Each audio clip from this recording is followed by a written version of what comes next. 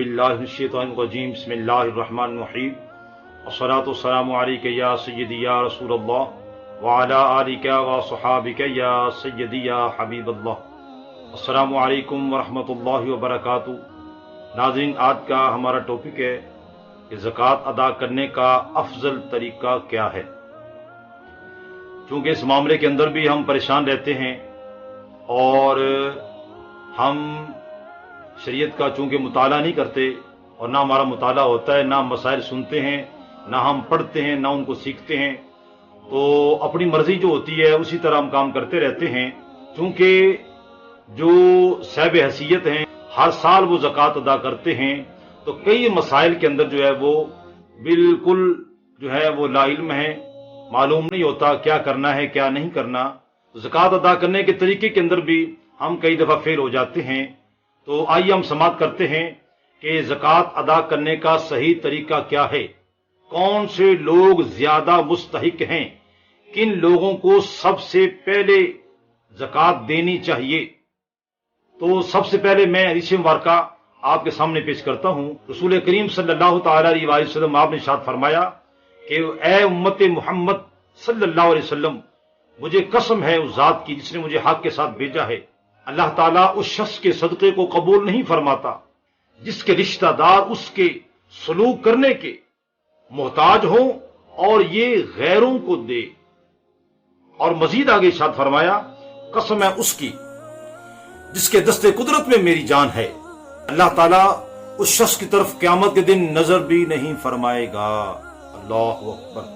तो नाज़रीन, आज जो लोग ज़कात अदा करते हैं उनका देने का तरीका क्या होता है कि गैरों को तो हम देते फिरते हैं, महल्ले के अंदर दूर दराज तक जनाब लाइनें लगवाई हुई हैं, और अपने जो करीबी रिश्तेदार हैं, जो ज्यादा जिनका हक बनता है, वो हमारे हुस्ने सलूक के हकदार हैं, लेकिन उनको अदा नहीं करते, गैरों को देते फिरते हैं। तो नाज़रीन, अगर अल्लाह ताला की रजा के लिए देना है तो फिर ये तरीका अपनाना होगा जो शरीयत मुतहरा ने हमें तरीका बताया है।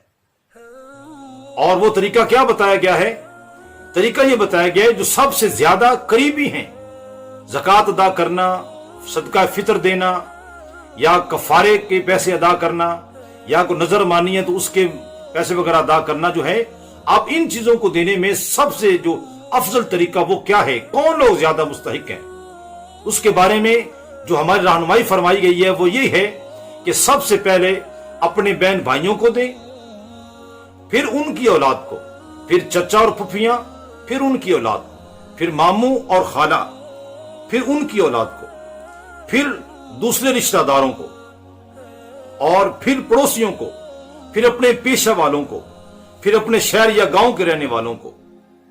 तो ये तरतीब जो बताई गई है, इस तरतीब से, चूंकि ये शरीयत मुतहरा के मुताबिक ये तरतीब है, तो इस तरतीब से अगर हम देंगे तो ये अफजल तरीका है।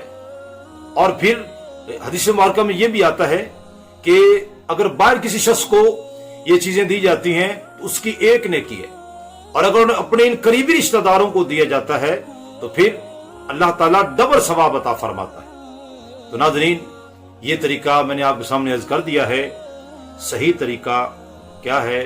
और हमें यकीन करें कि आज बड़ी अजीब सूरत हाल है, हमने ज़कात देनी होती है, सदका फितर देना होता है, हम जनाब बड़ा ढंडोरा पीटते हैं और दूर दूर तक लोगों को जनाब दे रहे होते हैं, और अपने जो करीबी होते हैं, बहन भाई होते हैं, खाला मामू हैं, चाचा फूफी हैं, या दीगर रिश्तेदार हैं, वो बेचारे गरीब हैं, उनमें कोई बेवा औरत है, कोई यतीम बच्चे हैं, कोई मस्कीन है, अब बड़े ही वो हमारे हुस्ने सलूक के हकदार होते हैं, लेकिन हम गैरों को देते फिरते हैं।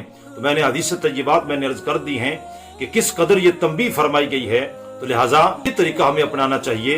अल्लाह ताला ने जिनको दिया है इखलास के साथ वो अल्लाह की राह में खैरात करें, और इस तरीके को अपनाते हुए हम जो है वो जितने भी कोई ज़कात है या दीगर सदकात वगैरह अल्लाह ताला में अदा करने की तौफीक अता फरमाए। आमीन सुम्मा आमीन। व आखिरु दावाना अल्हम्दुलिल्लाहि रब्बिल आलमीन।